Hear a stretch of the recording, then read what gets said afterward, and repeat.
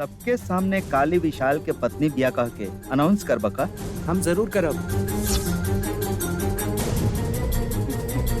तू ना बोलबा बेटा, यही से कहे कि तहरा के अभी काली पर बहुत रहम आ रहल बा और उहे टाइम में हमार ओकरा ऊपर गुस्सा और बढ़ गई बा।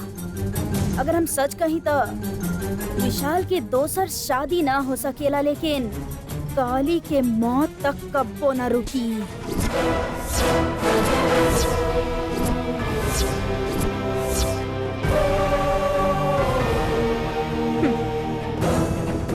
Have a great time. Enjoy.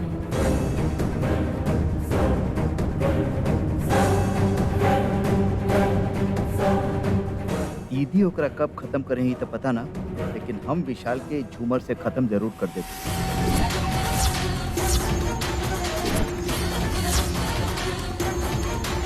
अब वो रस्सी टूटे खातिर तैयार बा।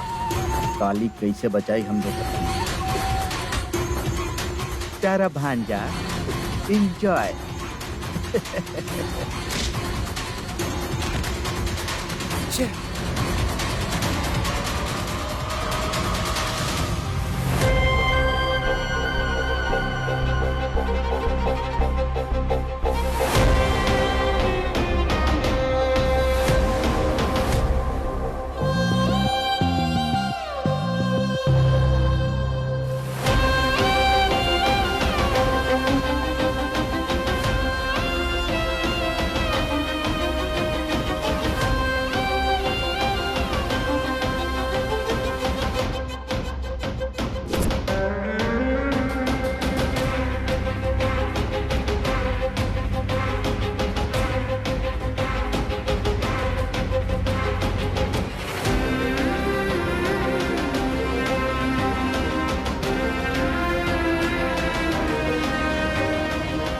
आंटी पार्टी कहले रहलू, स्वयंवर कहले रहलू, आखिर विशाल कहाँ बाड़े? अभी आ जाई बेटी।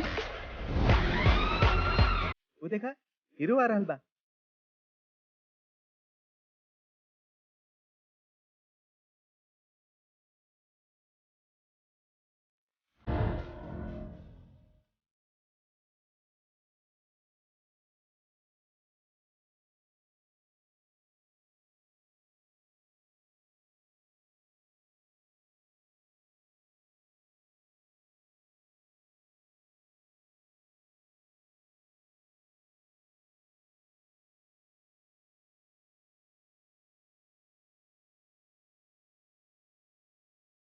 का बात बा भांजा, हीरो बना रहल बाड़ा।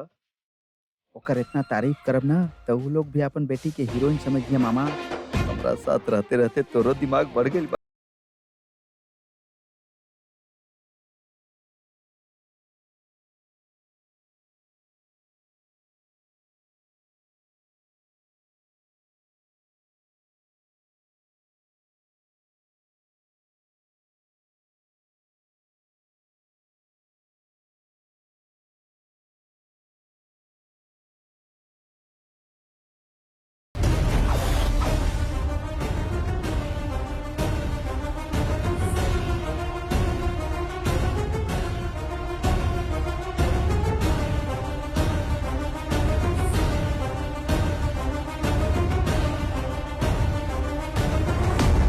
जगदीश, काम भइल नइखे ना?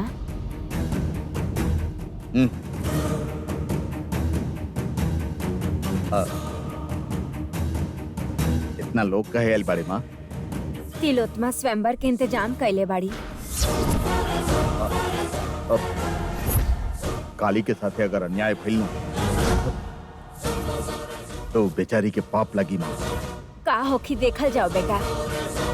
पहले तो विशाल के मौत से काली के बचावे के होखी। अब कौन सा मुसीबत बा माँ? इ तो पता नहीं है, लेकिन काली अपन पति के बचा ली, विश्वास हमके बा। तू शांति से रह।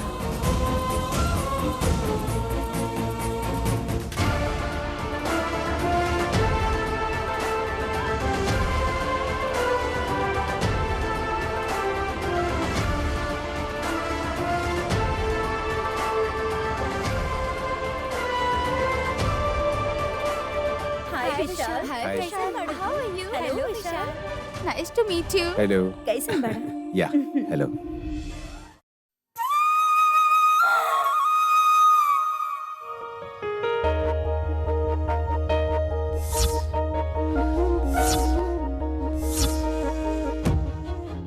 जरूर तो के दर्द हो रहा होगी। अगर अभी तू खामोश रहबू त कल तक तो के और खामोश रहे के पड़ी काली।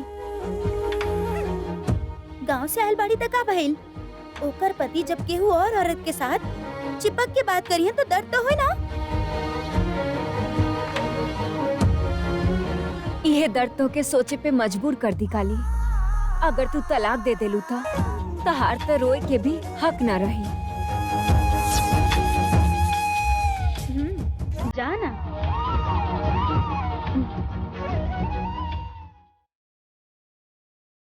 हाय विशाल। Hi hello. हाय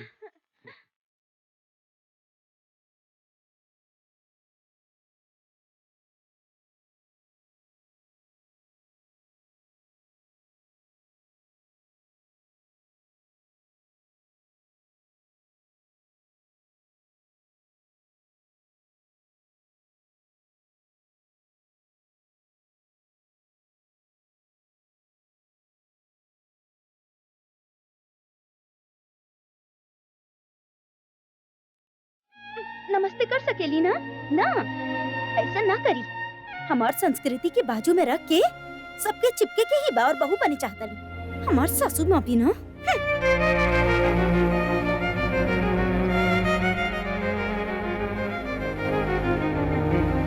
बेटा, ए में से तहरा के पसंद बाड़ी अभी बतावे के जरूरत नहीं है। टेक योर ओन टाइम।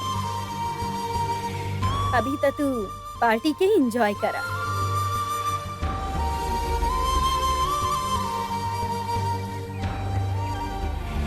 हाँ तो विशाल, तू अमेरिका से आयल बाड़ा ना? शादी करके वापस फॉरेन चल जाइबा का? अभी तक कुछ ना सोचनी है। वैसे हम तो अमेरिका में सेटल होके चाहतानी, लेकिन फोर्स नहीं खे। दहेज के बारे में बताई तो हम इकलौती पोती बानी। हमार सब संपत्ति तोहार हुई।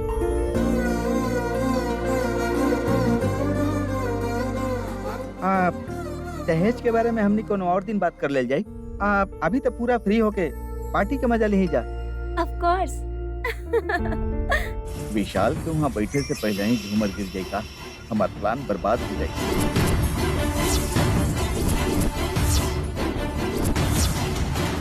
इतना अच्छा मौका फिर दोबारा ना मिले। आंटी, अंकल का है ऐसे दूर खड़ा बाड़े? सुनी ना जी, जा आई ना। It's okay, you carry on. हमार पति शांत बाड़े। विशाल के लेकी पसंद आ गई तो इनकरा से ज्यादा खुश के हो ना होई।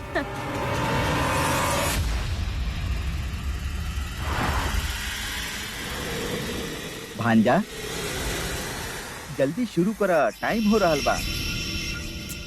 मामा, पार्टी कूल चली। पहले स्टार्ट तक करा भांजा। ओह, पियानो के देखा हमरा के बजाई सोच के एक्साइटेड हो रहा बा। लेडीज एंड जेंटलमैन, अमेरिका वाला भांजा सक्सेसफुल बिजनेस पर्सन ही मात्र नहीं थे, ओकरा में बहुत अनोखा टैलेंट भी बा। इंटरेस्टिंग। वो का बा बताई ना। He is fantastic singer. मामा जी वाओ। आज के पार्टी हमार भांजा के गावल गाना से शुरू होगी। वाओ।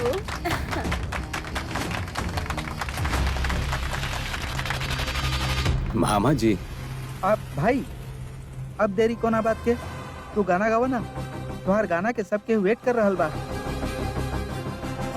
माइक लाई ना, ये गा दी है।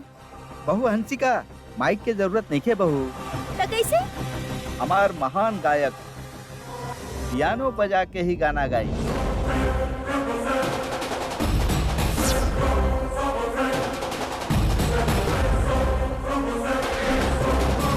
भांजा, अब शुरू करा ना।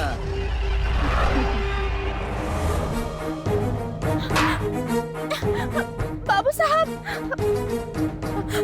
रुक जाइए बाबू साहब, आप वहीं रुक जाइए अभी।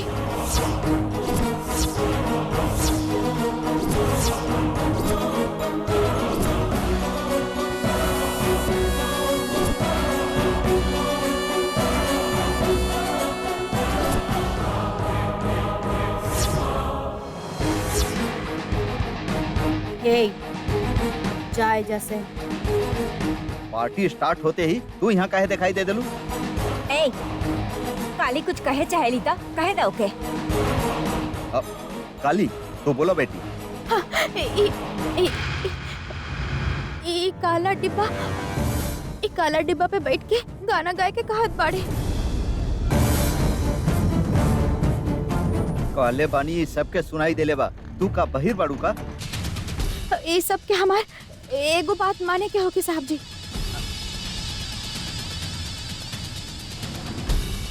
बाबू साहब के हाथ जलल बा।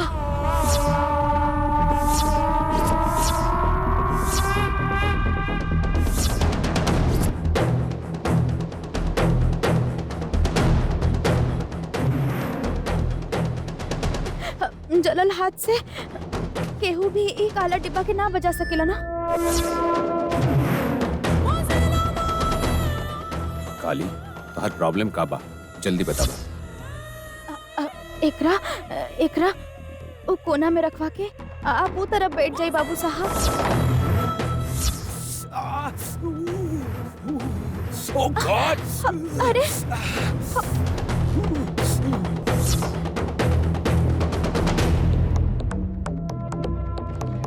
मतलब हम पियानो ना बजा सकी, वो झूमर के नीचे ना बैठ सकी, यही से काली गरम पानी लाके हमरा जला देली।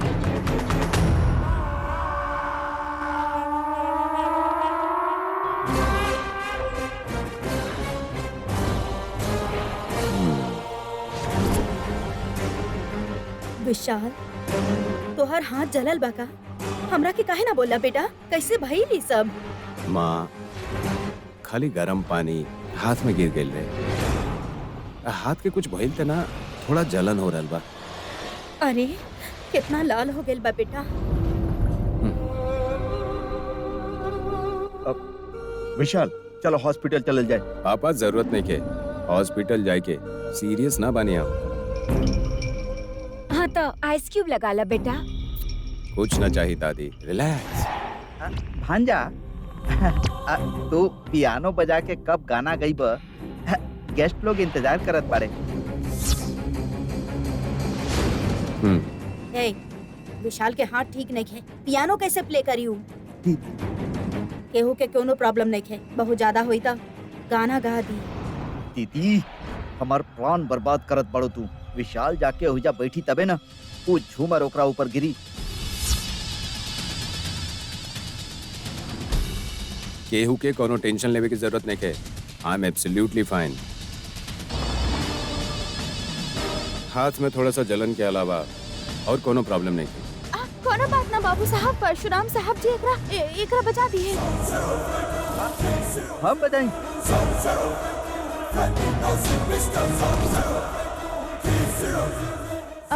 हाँ साहब जी, आप एक डिब्बा के बजाए और बाबू साहब का दूर कहीं खड़ा होके गाना गा लिए। उसके बाद हमारे लाश को उठा के राम नाम सत्य है कि भजन गई है सब लोग। ए, तू बजाइबा ना? तो आप दीदी के गेस्ट लोग खातिर बजावल शुरू करा। अब कैसे शुरू करें हमरा समझ में नहीं क्या जीजा। बहुत दिन से बजावले नहीं की ना। बियर के बोतल से म्यूजिक क्रिएट करत रहने, अब का हो गइल मामा? तू चुप रहा ना छोटा भांजा।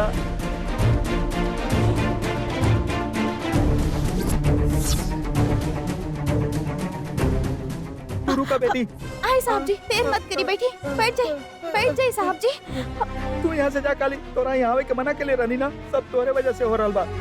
काली कहे ना आ सकेली, अगर ऊ न बतैले रहा तो विशाल के हाथ जले के बाद पता चलत का? परसों कौनो बात नहीं है, तू स्टार्ट करा। दीदी हम सब कुछ भुला गए बानी दीदी, याद नहीं क्या होती थी। सरस्वती के संगीत के भूलल ना जा सकेला साहब जी। अरे तू कोनो हमारे रिश्तेदार लोग बारे का कि हम याद रखी। चाचा जी आप स्टार्ट करी ना, ऑटोमेटिकली आ जाई। अरे रे सब लोग हमरा मिलके इसे फंसा रहल बारे, आज हमारी कहानी जरूर खत्म हो जाएगी। का सोच रहल बाड़े परशुराम, जल्दी शुरू करो।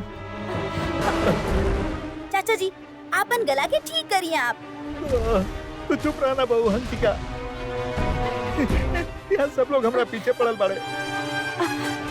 एक नीचे बैठे में आप इतना डरत काहे बानी? हाँ? हम कहे खातिर डराई? हाँ तो आप बैठत काहे नहीं की? तू काम वाली बाड़ू, काम वाली की तरह रह, हमरा से सवाल जवाब मत कर। परशुराम सबके सामने तनी इज्जत करल सीखा। आंटी कूल, यहाँ के का बा वो जरूरी नहीं है, पार्टी करे से मतलब बा।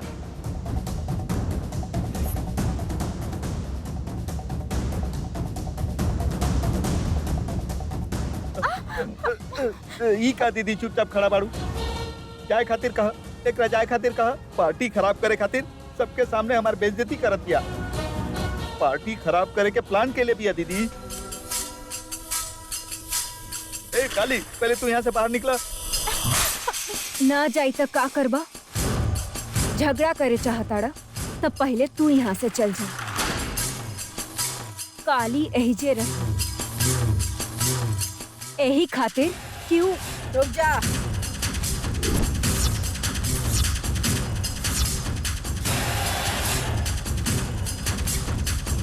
आगे मत बोला अहिल्या, ज्यादा दिमाग दौड़ावे की जरूरत नहीं है। हमार ख्वाहिश पर तू पानी फेरे के कोशिश कर रहल बाड़ी। ए काली, तरह के एजा रहे के कोनो जरूरत नहीं है। सेवा करे खातिर बहुत सारा नौकर मौजूद बाड़े, तू जाए जैसे। लेकिन माँ जी हमारी बात तो सुनी ना माँ जी। यहाँ से जयबो की ना। मॉम, व्हाट्स रॉन्ग विद यू? सबके सामने भाभी पे काहे चिल्लात बनी? ए, तू चुप करा। हमार बात ना माने की हिम्मत एकरा में कहाँ से आ गई? गुस्सा मत करी ना माँ जी, दया करके हमरा के यही रहे दी। हम कुछ भी बात ना करब, चुपचाप रहब, देखते रहब बस। का देखे के बा? हाँ, अभी एजा कोनो शादी नहीं के हो रहल। चला जा बाहर। रुकी माँ, काली के यही जे रहे दी।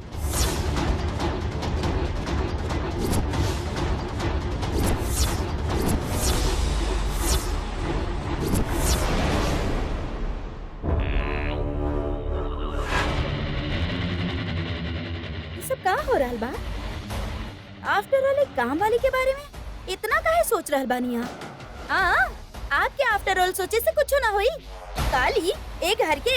ए, तू अपन मुंह बंद रख, खुद अच्छा होगी। झगड़ा के बढ़ावल चाहत पड़ू का? विशाल, ई काली एजा से चल जाई हुए अच्छा होई। माँ, यहाँ इतना सारा नौकर रहे ने, जब उनकर रहे से प्रॉब्लम ना बा तो काली के रहे से का प्रॉब्लम हो? अरे हमरा कोनो प्रॉब्लम नहीं खे बेटा, रहे के बात रहे दा। चुपचाप रहे के कहले रहनी ना, तहरा अगर चाही तो रहे दा एकरा। अरे दीदी, मामा जी, 1 मिनट रुकी।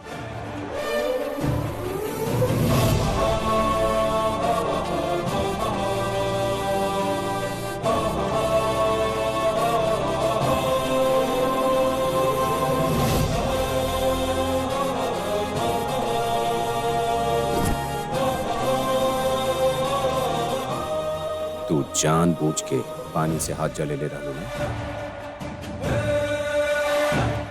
तू जानबूझ के पानी से हाथ जले ले रहलू ना?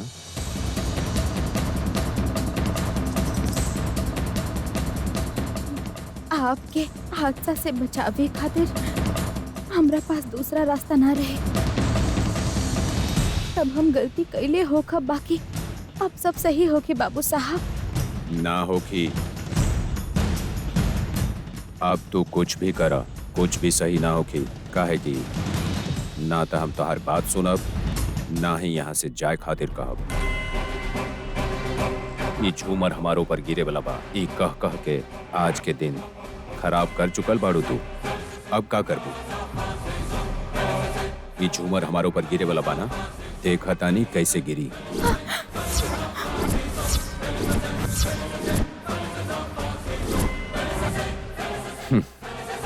Sorry for the delay guys, I am really sorry. गर्म पानी से भले ही हमारा हाथ जल गई, लेकिन आप लोग के खातिर हम गाना जरूर गाए।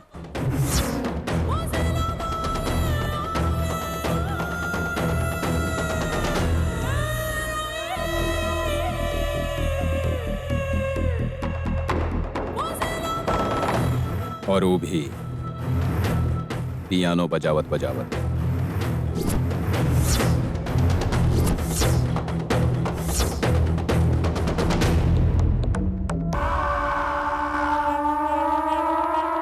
जिद के मारे लोग मौत के कुआं में गिर जाले ई सुनले रहनी, लेकिन अमेरिका वाला भांजा के देख के यकीन हो गई।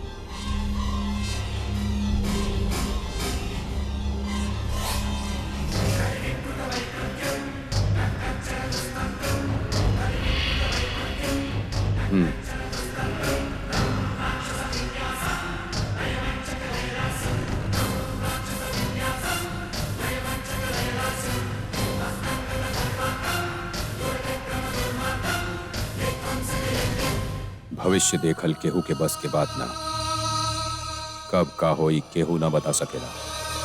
तू झूठ बोलत अड़ू काली, दोबारा ऐसन कुछ भी तोहार मुंह से ना निकले, यही खातिर गाना गावतानी।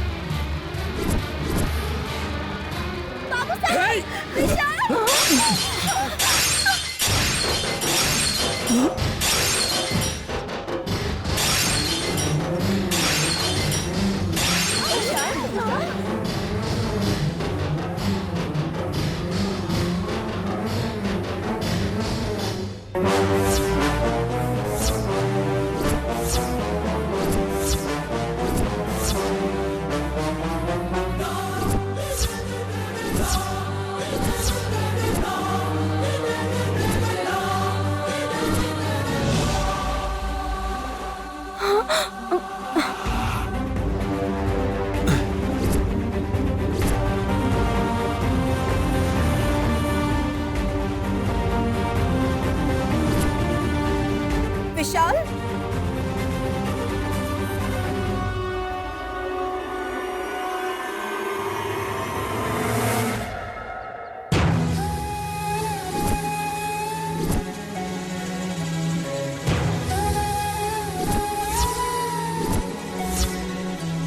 विशाल, विशाल, काली, काली, काली, बेटी काली। तरह की कुछ परेशान है। तू ठीक न बाड़ू ना काली?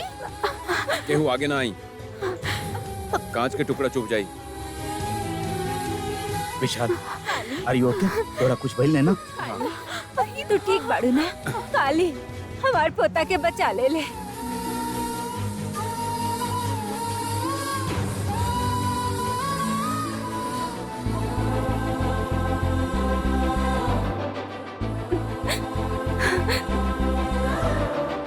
विशालाक्षी माता आपके बात सुन लेनी माँ जी। अगर काली विशाल के खींच के ना हटाई थी तो कितना बड़ा हादसा हो जात ना।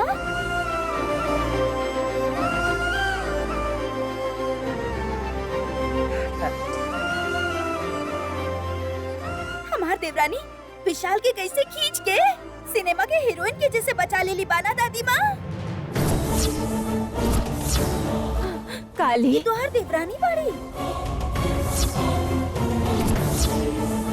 काम वाली बोले रानी केकर पत्नी आई। काली ए, रुका। पैर में चुभ गई तो उठबू कैसे? विशाल आप रुकी माँ। विशाल संभल के। चला। बाबू साहब विशाली का कर रहल बाड़ा? उतारा।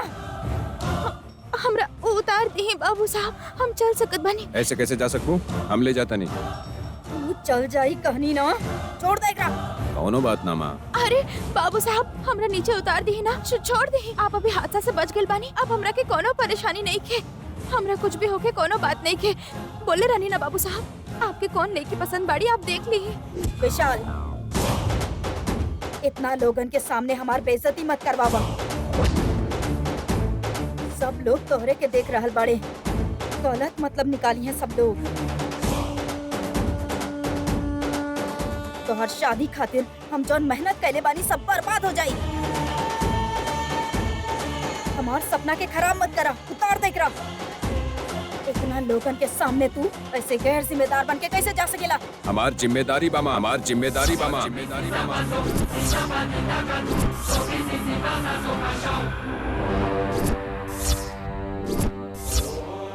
यही कारण से हम काली के ले जा रहल बानी, और जब तक तलाक न हो जाए काली हमारी जिम्मेदारी लिया।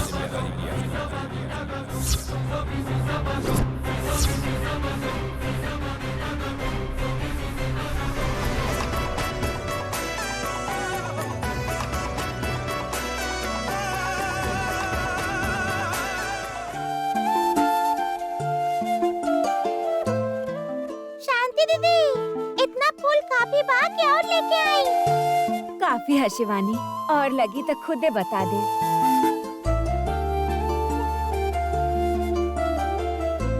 खाना छोड़ के चटपटा काहे खात रहलू? एकर जरूरत था? रोज रोज दाल चावल और अचार खा खा के हम तो उब चुकल बानी माँ। चटपटा चीज तल के अच्छा से खा लू। ओकरा से ज्यादा घर में बाही कहा। काली दीदी के ससुराल में तो कितना तरह के पकवान बनत होके पता बा हमरा। शांति, परसों दशहरा के त्योहार काली और विशाल बाबू आ जेतन तो अच्छा हुई। आप जगदीश भैया के फोन करके पूछे के कहनी ना ससुर जी। मोहन के फोन कहनी तो उहे फोन उठौले रहल। करोड़पति लोग बाड़े ना, कितना काम रहत हुई। अरे ध्यान से शांति दीदी। बहुत शांति। ध्यान से माँ, तो हाथ से खून निकल रहल बा। काली दीदी के नजर आ रहल हो ये सब। सुमन, ये अब शकुन के बाद काहे करत बाड़ू? सच बा दादाजी, बचपन से देखते आ रहल बानी ना। माँ के बुखार होवेला तो दीदी के पहले ही पता चल जाएला। यही से माँ के ध्यान से काम करे के चाहिए। हाँ ससुर जी, लगता कुछ बुरा होके वाला है। शांत रह बहू, तोहरा डरवावे खातिर पैदा भेल भी आई। हमेशा उल्टा बात करके परेशान करे के अलावा एकर कोनो काम नहीं की। हाँ दादा, बिना काम कैले खाली बैठ बैठ के ऐसन करेली। सब मिलके हमरे सुनावत रहले। सुना न रहल बानी, हमके चाहे कुछ भी हो जाए, लेकिन काली के साथे कुछ न होके के चाहिए। कुछ हो हम तो यह चाहता नहीं। शादी के पहले के बात याद दिला के दादाजी कैसे डांट रहल बाड़े। हमेशा लड़की लोग के अच्छा बात सोचे के चाहिए सुमन। जौन लड़की में ऐसा लक्षण होखेला तो लड़की के लोग लक्ष्मी के रूप में देखेले। समझ गेलू? काली के तरह तोहार मन नहीं खे।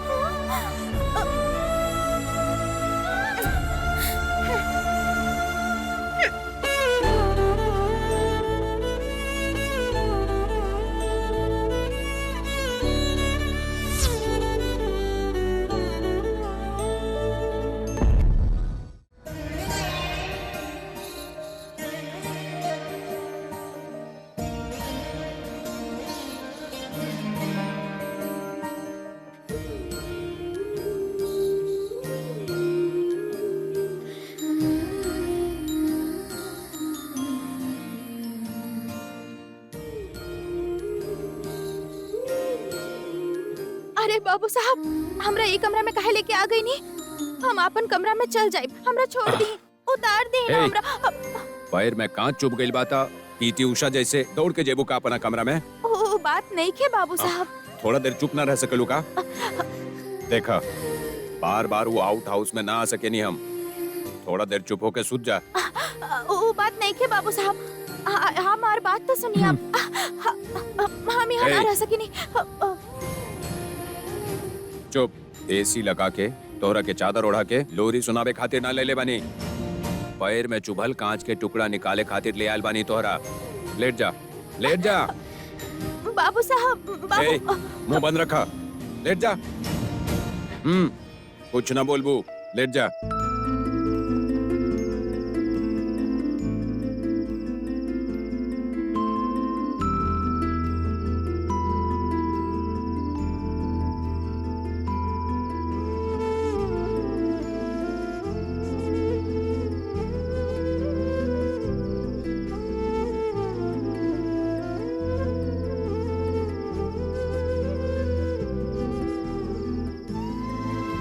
हे माँ विशालक्षी, आपके कृपा से बाबू साहब के बचा पैनी हम, इतना काफी बा हमरा खातिर।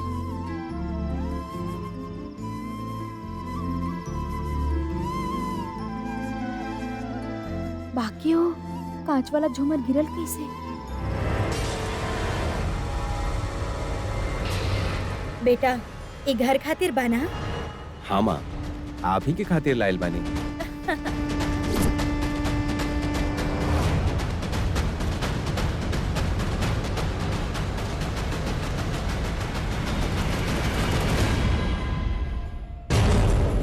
लेकिन काली रहे से मना कैले बाड़ी।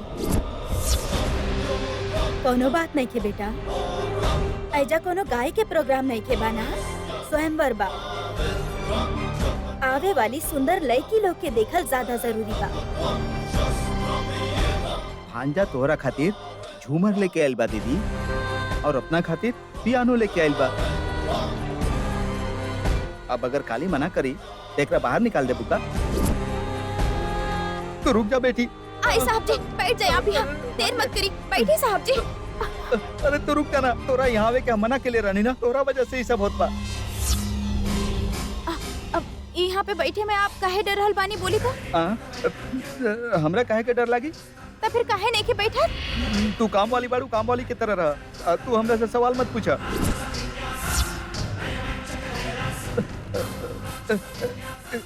का दीदी तू चुप काहे खड़ा बाड़ू?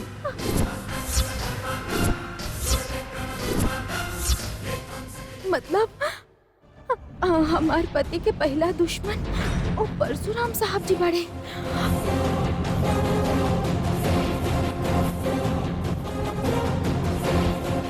ये बात इनका कैसे बताई बा? बतावे पे विश्वास न करी है। बाबू साहब तक का घर में केहू विश्वास न करी। कैसे कैसे?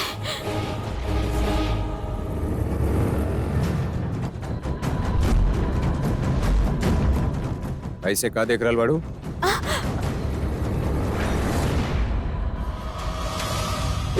हम एगो बात बताए था, आप सुनब का बाबू साहब?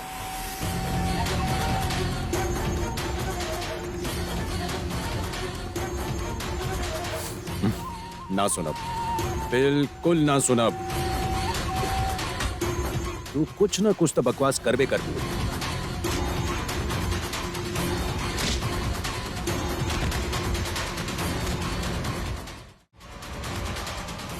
अरे बाबू साहब, आप हमारे पैर के पास कहे बैठल बानी ऐसे? अरे का कर रहल बानी बाबू साहब? आप हमारे पैर काहे छू रहल बानी? ए मेंटल, हम ई कांच के टुकड़ा निकाली की ना? आप हमारे पैर छुअब तो हमरा के पाप लगे ना बाबू साहब? पाप पुण्य के बारे में सोचबू ना तो सेप्टिक से ऊपर चल जाबू। जब कह रहल बानी तो समझ में ना आवता का? लेकिन ई काम पैर पकड़ के ही करे के पड़ी का बाबू ए साहब? चुप। अब अगर मुंह खोलबू ना तो इंजेक्शन लगा दे। मतलब सुई वाला दवाई ना बाबू साहब? हाँ, सुई वाला दवाई बा। हाँ, बाप रे, हाँ, हमरा डर लगा था। हमार ऊपर झूमर गिरते बखत भागत कार के सामने आवे पे तोहरा डर ना लागल? लेडी जेम्स बॉन्ड जैसन कूद जाए वाली तोहरा एगो इंजेक्शन से तोहरा डर लागेला?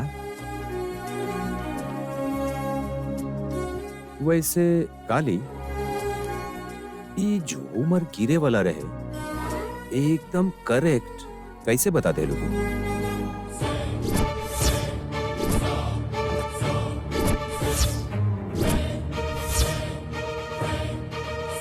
एकरा से पहले भी तू दूध में जहर बा कहले रहलू, कैसे?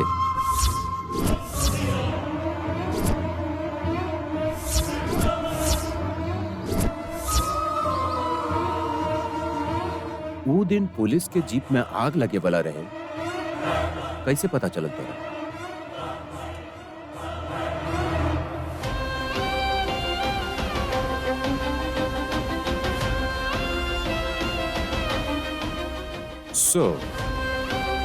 भविष्य में होखे वाला हादसा तोहरा के हमेशा पहले ही पता चल जाला।